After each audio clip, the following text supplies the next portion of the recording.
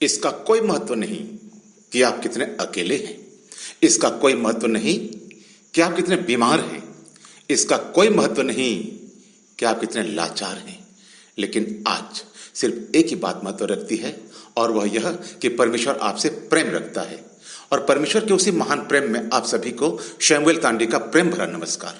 मित्रों, बाइबल अय्यूब नाम के एक धर्मी जन का वर्णन करती है जो पूर्वियों में सबसे बड़ा था, अर्थात उसकी महानता उसके नैतिक और आत्मिक गुणों के साथ साथ उसकी संपत्ति में निहित थी। वह अपने परिवार की ओर से याजक का कार्य करता था। पहले अध्याय के पहले, तीसरे और पांचवें पद में ऐसा लिखा है, वह निर्दोष, खरा, परमेश्वर का भय मानने वाला तथा बुराई से दूर रहने वाला व्यक्ति था।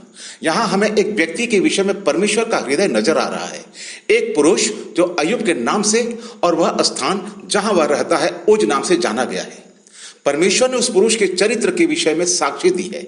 जी हां, उसकी चतुराई, उसकी धन दौलत या लोगों के बीच उसकी ख्याति के विषय में नहीं।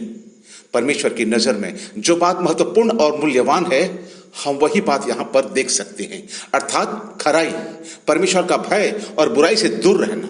प्रियो, यह बात हमारे लिए चुनौती बन जाए। आज परमेश्वर ऐसे लोगों को ढूंढ रहा है जो खरा, निर्दोष, उसका भय मानने वाला तथा बुराई से दूर रहने वाला हो, न कि जिन्हें बाइबल का बड़ा ज्ञान है। अय्यूब के पास बाइबल का कोई ज्ञान नहीं था, क्योंकि उस समय कोई बाइबल नहीं थी। उसके आसपास भी ऐसा कोई नहीं था जो उसे एक ईश्वरीय जीवन जीने के लिए प्रेरित करता। फिर भी वह एक खरा जीवन जीता था। जी हां, सचमुच में यह बात हमारे लिए चुनौती बन जाए। बाइबल बताती है कि उसके जीवन में एक बहुत बड़ा तूफान उठा, जिसकी चपेट में उसने एक ही दिन में अपनी सारी संपत्ति और 10 बच्चे खो दिए। उसका घर बार नष्ट हो गया, उसके सारे पशु मर गए और सारे सेवक मार डाले गए। शिखर में बैठा अय्यूब एक ही दिन में अचानक गहरी घाटी में जा गिरा और बर्बाद हो गया। वह स्वयं भी घिनौने रोग से ग्रसित हो गया। उसके सारे शरीर में भयंकर फोड़े निकल आए और वह ठिकरा लेकर अपने घाव को खुजलाने लगा। उसकी पत्नी उसे शाप देने लगी। दूसरा अध्याय 9वां पद। मेरे प्रियो, जरा विचार करें, संकट के समय में, बच्चों के मृत्यु की स्थिति में यदि पत्नी भी साथ छोड़ दे तो यह कैसी दर्दनाक बात है। उसकी पत्नी तक ने कहा, अब तुम मर जा। हाय, कैसी दर्दनाक परिस्थिति। जिन मित्रों के साथ अय्यूब उठता बैठता था, भोजन क्या करता था, जो मित्र उसके हर सुख में उसे पहचानते थे, वही मित्र उसे परम दुख और वेदना की स्थिति में उसे पहचान तक नहीं पाए। फिर भी अय्यूब ने परमेश्वर को धन्यवाद दिया। शायद यही स्थिति आज आपकी भी है।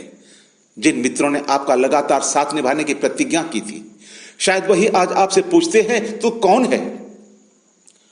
कोई उनसे आपके विषय में पूछता भी है तो शायद वे झेप कर कहते हैं, हां, उसे हम जानते तो हैं, पर बस यूं ही, कोई खास रिश्ता नहीं है उससे।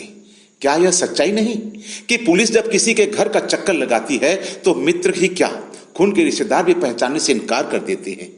वे आपको शाप देते हैं और यह कहते हैं, हम तो उसे जानते ही नहीं। हाँ मेरे प्रियो, शायद आपके साथ भी अय्यूब की तरह हो रहा है कि आपके अपनों ने भी आपको पहचानने से मना कर दिया है। लेकिन दूसरा तीमुथियुस 2 अध्याय के 19 पद के अनुसार परमेश्वर आपको पहचानता है, क्योंकि उसने आपको अपने स्वरूप और अपने समानता में बनाया है और इसीलिए वो आपसे प्यार करता है। आप उसी परमेश्वर के ही हैं। क्या आप अपने आप को पहचानते हैं कि आप परमेश्वर की संतान हैं? परमेश्वर आपको आशीष दे। आमीन।